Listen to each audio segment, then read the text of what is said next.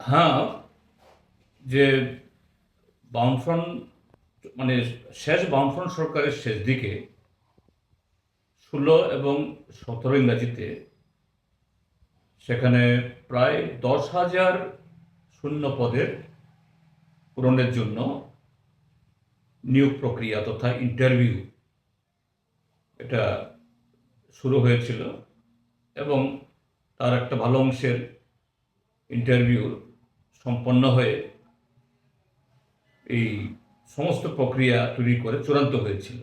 কিন্তু ইতিমধ্যে নির্বাচন ঘোষণা হয়ে যায় বা ঘোষণা হয়ে যাবে, তো সরকার তখন সচেতনভাবেই এই নিয়োগপত্র যেগুলো ইচ্ছে করলে তার কিছু অফারটা ছেড়ে দিতে পারত, কিন্তু বিরোধী তরফ থেকে একটা অভিযোগ উত্থাপন হবে ঠিক নির্বাচনের প্রাক্কালে এইভাবে চাকরি ছাড়া হচ্ছে প্রভাবিত করার জন্য, এরকম তুলবে। যদিও অসুবিধা ছিল না যে কোড অফ কন্ডাক্ট চালু হওয়ার আগে যদি করতে হতো, নোটিফিকেশন আগে হয়ে যেতে পারত। বলছে ঠিক আছে, ভোট হোক, তারপর যে নতুন সরকার আসবে তারাই ছাড়বে, এটাই তো নিয়ম।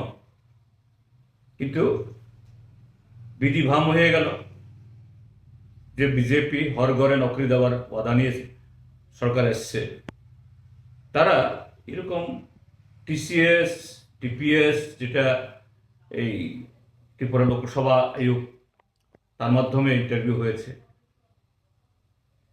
তাছাড়াও আরও অনেকগুলো নন গেজেট পোস্ট, তার সাথে এই টিএসআর এর এনরোল ফলোয়ার প্রায় 5 থেকে 700, আরও বহু দপ্তরে এরকম।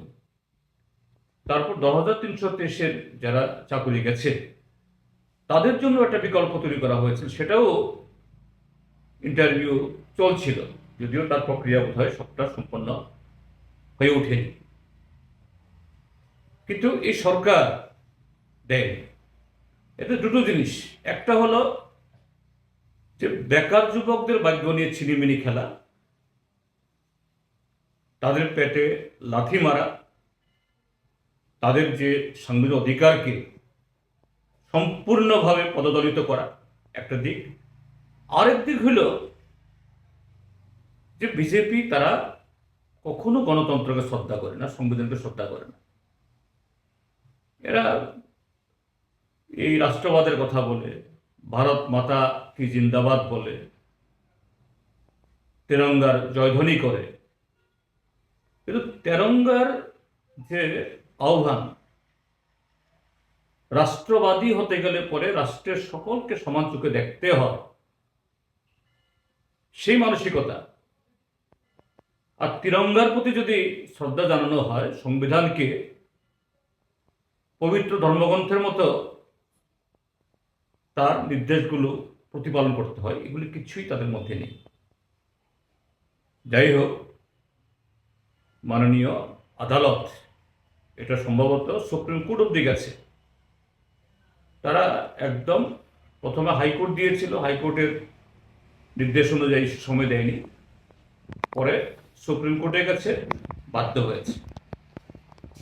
এটা গণতন্ত্রের জয় হয়েছে এবং আমাদের বিচার ব্যবস্থার জয় হয়েছে, যদিও সব ক্ষেত্রে আমরা সেরকম ইদানিকালে দেখছি না।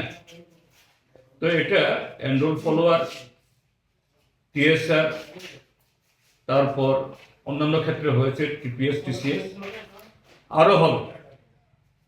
আমি তো বলবো 10,323-এর যারা এই চাকরিচ্যুত, যারা তখন বিকল্প এই পদের জন্য ইন্টারভিউ দিয়েছিলেন, তারাও কোর্টে যান।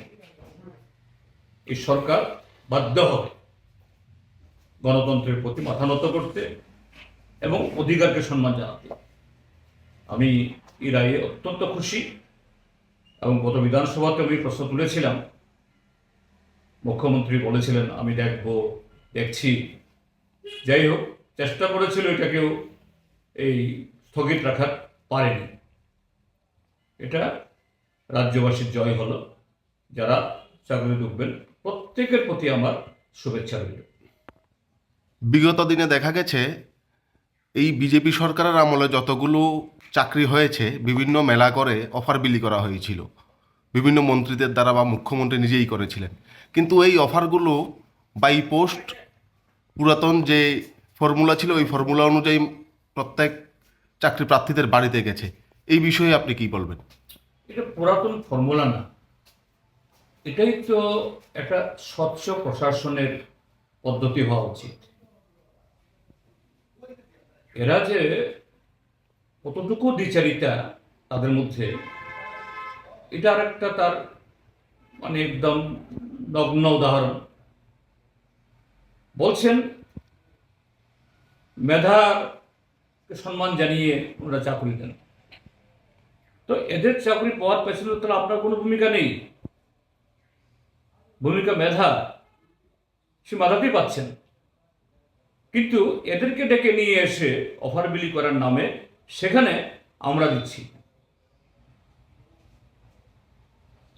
বিভাগীয় মন্ত্রী বা এই সে বিধানসভা কেন্দ্রের বিধায়করা মঞ্চে থেকে তাদেরকে বলছেন, এই তোমার চাকরি কিন্তু আমি ব্যবস্থা করছি, আমি রিকমেন্ডেশন দিচ্ছি, তা তুমি বলছো আরেকখানে মেধার জয়, আর এখানে বলছো আমি দিচ্ছি, আমরা দিচ্ছি। এই হলো আরএসএস বিজেপির বিচারিতা। এটা মোটেই উচিত নয়, এটা অনুচিত, এটা অচিরে বন্ধ হওয়া দরকার। কেন্দ্রের ক্ষেত্রেও নরেন্দ্র মোদী তাই করছে, এখানেও এটাকে অনুসরণ করে তাদের দলের সরকার রাজ্য তাই করছে। এটা সম্পূর্ণ অনৈতিক অন্যায়।